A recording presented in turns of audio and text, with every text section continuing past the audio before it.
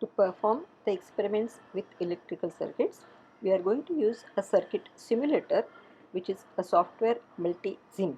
So here I am going to show you how to work with this software. So here I will type Multisim and I am going to take this Multisim live. Because I have already registered myself and created my account with this, when I click on this, they will just log me directly into my account. When you are doing it for the first time, you will have to register your name by giving the details they are asking there, and then you can log into the account and go for create circuit. Those who are working with Windows system can download this particular software for free. Those who are working with Mac or Linux cannot download it, and so they will have to work with this online simulator. So I am going for create circuit. When you click on create circuit, it will give you a white board on which you can make your circuit. On the left hand side, here there are various symbols, and through which you will get different components or meters to connect the circuit. For example, now when I want to make a circuit with resistors, I will click on the symbol of a resistor here, and you can see it is written passive.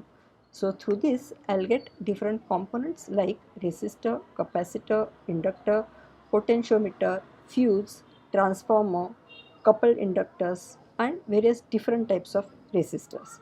So now if I click on a resistor, I'll get a resistance and I can place it wherever I want. Let me select one more resistor. Now I keep it at some other place. I want it vertical, so I just turn it.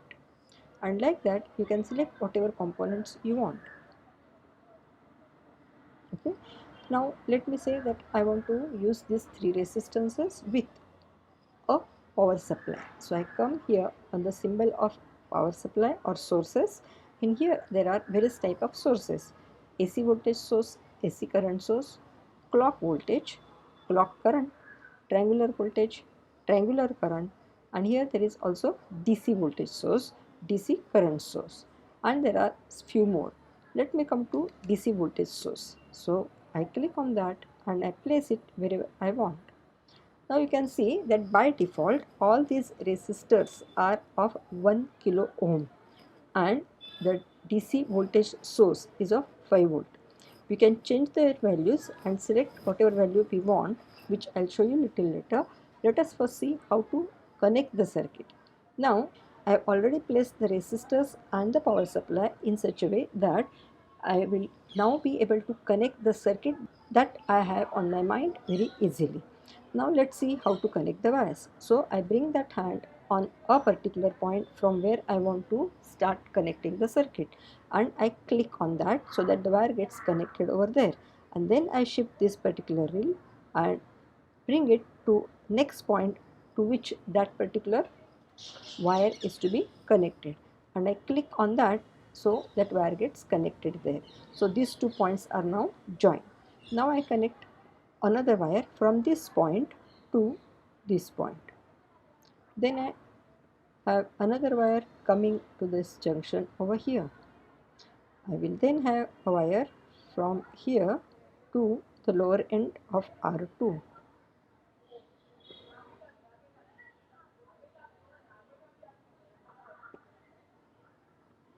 Now see here, this wire has gone turning like this, which is not required. If it remains like this, does not matter. But if I don't want it that way, I can remove it and connect it again.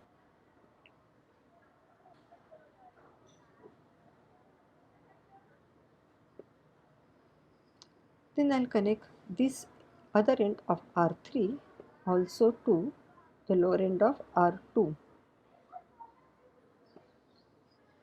In this circuit now I want ground to be connected, so I'll bring this ground from here and connect it here.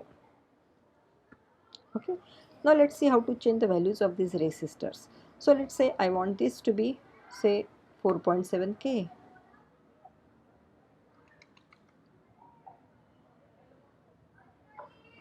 Okay, now what you have noticed is when I click on this 1K, I can change the values by using this radar anywhere from 0 to 10k. Or if I don't want to use the rider, I can go here and then I can type the value that I want. Say I want this one to be 2.7 kilo ohms. I come over here, you can see that once I go to this point, it has come to 10k. I select it to 10k, I again click on this. Now I can change value right up to 100k and so on. Okay, so now right now say I want this also to be 2.7k.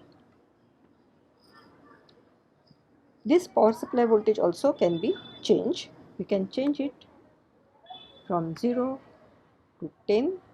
Once you have taken it to 10, click on it again, and now you can go beyond 10, go up to 100 volts. Okay, let me take this as 10 volts. Okay, so now my connections are done. What is left now is to put meters in the circuit. Here, if you want to use current meter, you know that current meter has to be connected in series. But in this particular circuit, we need not remove some wire to put a current meter there in series with that path. What we can do is go to the symbol of meter here, select current meter and place it along the line you want to measure the current passing through. So I have placed it here. Now see, the arrow on this side is shown going from left to right. So this meter will give me current reading going from left to right, that is through R1 from its left terminal to right terminal. Now I will take another current meter and I'll connect it here. So this current meter will show me the value of current flowing through R2 from top to bottom. Let me take another current meter. If I want to put it this way, now this will show me current going through R3. See, it is coming this way, going through R3 from right terminal, from its right end to left end. Okay, let me have these current meters first, and now I want to actually read the current. So what I do is I come to the mode here which is written interactive, and I'll change it to DC operation, and then I start the simulation by clicking on this particular knob where it says run simulation. So I click on this and you can see now the readings are shown on all the three current meters. Okay, so this meter shows me a value of current as 1.6529 milliampere. That is the total current drawn from this particular power supply, and that will be the current coming to this junction. As these two resistors are of the same values, this current will get equally divided among these two branches. So half of this is flowing through R2, that is 826.45 microampere, that is same as 0.82645 milliampere, and then exactly same value should be flowing through R3. The current flowing through R3 is going from this junction through R3 and coming to ground, but we have put current meter which is supposed to show us current going in the opposite direction, and so the reading on that meter is with negative sign. So it is minus 826.45 microampere.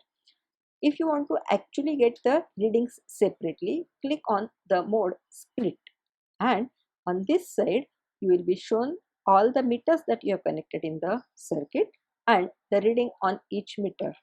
So signal and value. Now let us come to the circuit that we need for our experiment. So I'll again come to schematic where I can see only the circuit. Now I don't need this current meter, so I'm removing this. I want to remove this wire also. I want to remove this current meter also. Okay. Now if I remove this, immediately the wire also gets disconnected. Now I want the circuit to have only these many components, but not in this particular fashion. So let me rearrange the circuit components. So I'll remove this and I take one resistance which I'll connect in series with the power supply, in the line with the power supply. That is because I want to show that this is an internal resistance of the power supply So now when I connect it this way, the power supply now is from the upper end of R1 to this lower end of power supply, which is connected to ground. Now I'll connect this power supply to this resistance R2, which we will consider as load resistance RL in our circuit. For our experiment, it is sufficient to measure current flowing through RL. We don't need to measure anything else. But if you want to actually measure voltage, then let's see how to measure voltage. So you can connect voltmeter here. Now this meter will give you voltage across R2. That means this is going to give you voltage at this point, or potential difference between this point and ground level. Okay, that is voltage here with respect to ground. Now if I want to measure current flowing through the circuit, I can connect the current meter here, which is giving me current flowing through RL. This is nothing but current which is drawn from the power supply flowing through R1 and also through R2, which now I'm going to call as load resistance RL. So now this is my circuit. In this circuit, we can select the value of R1 as per our choice. Now let me keep it as 1K. Here RL initially I have taken as 2.7K.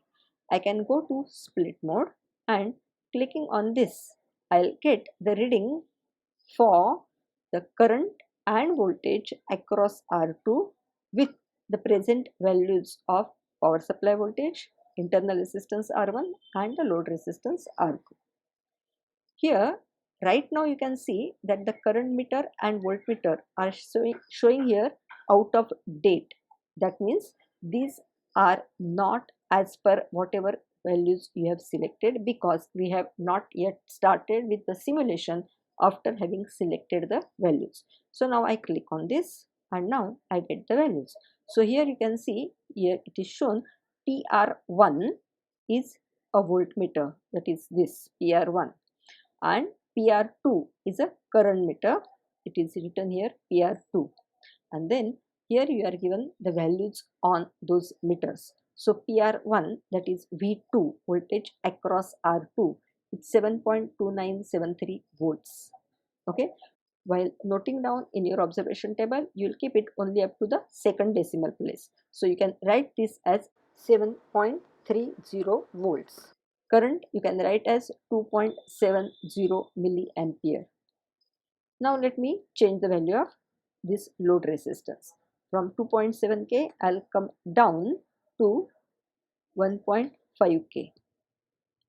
Again, you can see it is written out of date, because these are the values which were given before changing this particular value. With the present values, we haven't yet done the simulation. So now I'll click on this for the new values, and I get here voltage across the resistance as 6.00 volt and current in the circuit as 4.00 milliampere, right?